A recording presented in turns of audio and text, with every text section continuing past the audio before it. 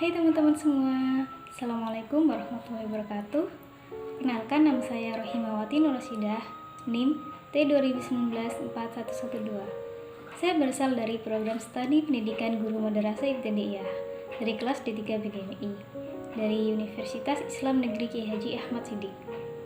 Di video kali ini, saya akan memaparkan materi tentang cerita fabel.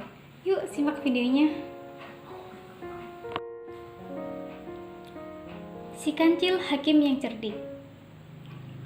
Pada suatu hari, di tepi hutan yang subur, ada sapi betina, sapi jantan, dan anak mereka, yaitu seekor sapi yang baru beranjak remaja. Pemandangan di tepi hutan yang indah dan rumput yang hijau subur membuat mereka gembira. Anak sapi berlarian ke sana dan kemari. Kemudian ia meminta izin kepada ibunya.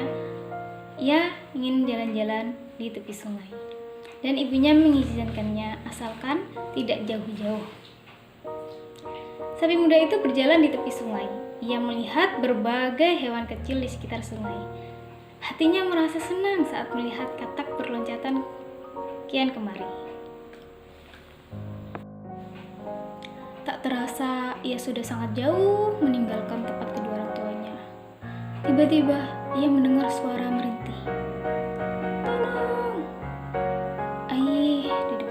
Seekor buaya sedang tertindih pohon yang patah.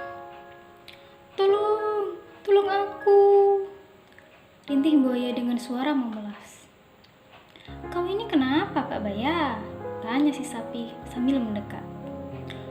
Aduh, sapi yang baik, sudah 2 hari aku tertindih kayu besar ini. Siapa yang menindihmu, Pak Baya? Kata si sapi.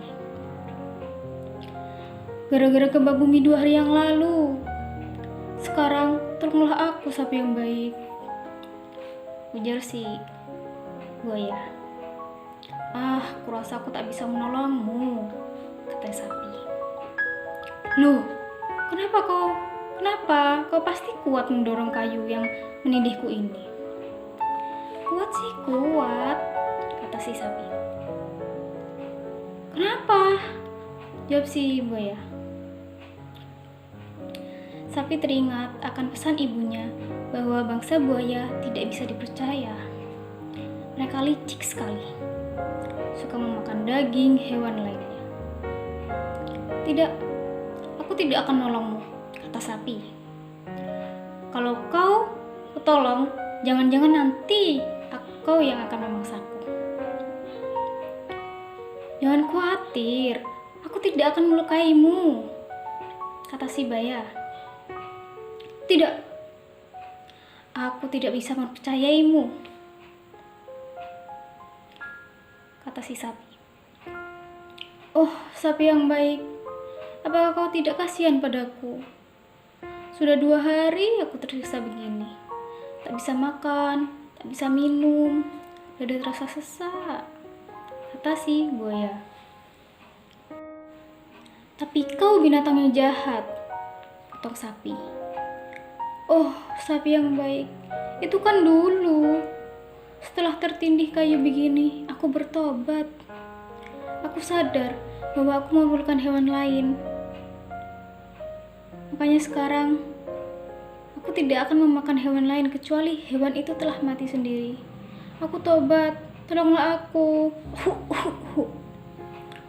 Rayuan buaya sembari mengeluarkan air mata. Sapi muda terpengaruh. Lama-lama ia merasa kasihan juga. Baiklah, aku akan menolongmu. Tapi janji ya, jangan mencelakakanku, kata si sapi. Iya, aku janji, percayalah, kata si buaya. Lalu, sapi berusaha mendorong kayu itu sekuat tenaga. Dan akhirnya, plong! Buaya terlepas dari tindihan kayu. Tapi, astaga, begitu terlepas dari tindihan kayu, buaya itu langsung meloncat ke punggung sapi dan menerkam punggung si sapi. Aduh, pekik si sapi kesakitan. Kenapa kau menggigit punukku? Loh, aku kan sudah minta tolong kepadamu bahwa aku tertindih kayu selama 2 hari. Tidak makan dan tidak minum. Sekarang kau harus menolongku bebas dari rasa haus dari lapar. Dan lapar, kata si buaya. Dengan memakan dagingku, tukas si sapi. Betul, sekaligus menghirup darahmu. Dasar buaya licik, tak tahu balas budi, kata si sapi. Sudah sapi muda yang bodoh, sergah buaya. Terimalah nasibmu. Tidak, ini tidak adil, teriak si sapi. Loh, ini sudah hukum rimba. Siapa yang kuat, dia yang dapat. Siapa yang kuat, dia yang menang, kata si buaya. Tidak, aku tidak bisa terima, kata si kancil. Kau bisa bertanya pada makhluk yang lain, boleh hewan, boleh benda apa saja, pasti mereka akan membenarkanku, sahut si buaya. Ya, aku akan minta keadilan pada yang lain, kata si sapi. Kebetulan, saat itu ada tikar lapuk hanyut di sungai. Sapi menceritakan kejadian yang menimpanya dan meminta pendapat tikar lapuk. Apa jawabannya? Itu sudah benar, terimalah nasibmu. Aku juga mengalaminya. Ketika keadaanku masih baru, aku dipakai. Jika sudah kotor, dibersihkan. Tapi setelah lapuk dan banyak yang bolong-bolong, aku dibuang ke sungai begitu saja. Nah, benar kan kataku, sahut si buaya. Tidak. Nanti itu ada itu ada keranjang hanyut, protes si sapi. Tapi ketika keranjang itu ditanya, jawabannya sama persis seperti tikar. Ketika masih baru dan utuh, aku dipakai. Kini setelah rusak, aku dibuang ke sungai begitu saja, kata si keranjang. Nah, benar kan? Sahut buaya.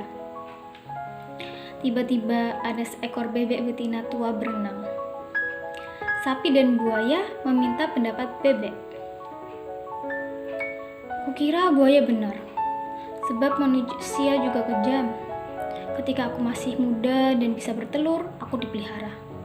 Sekarang ketika aku sudah tua, aku ini mau disembelih. Untungnya, aku bisa melarikan diri. Jadi itulah perbuatan manusia. Mereka mau melakukan apa saja seenaknya.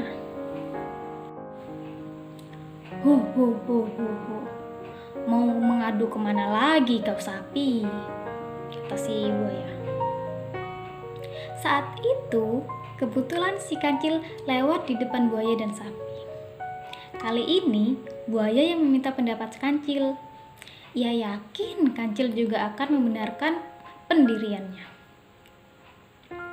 Kalau aku diminta menjadi hakim, aku harus tahu awal kejadiannya, kata kancil. Apakah kalian keberatan jika mengulangi awal kejadian yang kalian alami? Tidak, aku tidak keberatan, sahut buaya. Maka dilakukanlah pengulangan itu. Buaya kembali ke tempatnya semula. Sapi mengembalikan kayu besar tadi di punggungnya buaya. Benarkah kejadiannya seperti ini? Tanya kancil. Benar, jawab sapi dan buaya bersamaan. Lalu Pak Buaya memanggilku agar aku mau menolongnya, sahut si sapi. Kancil mendekati sapi dan berbisik lirih. Ayo kita tinggalkan buaya jahat ini. Sapi baru sadar inilah kesempatan baginya lolos dari bahaya maut. Tanpa basa-basi lagi, sapi mengikuti lari arah kancil yang sudah meloncat lebih dulu. Hei, tunggu! Jangan pergi dulu! Teriak buaya. Tapi sapi dan kancil tak menghiraukannya.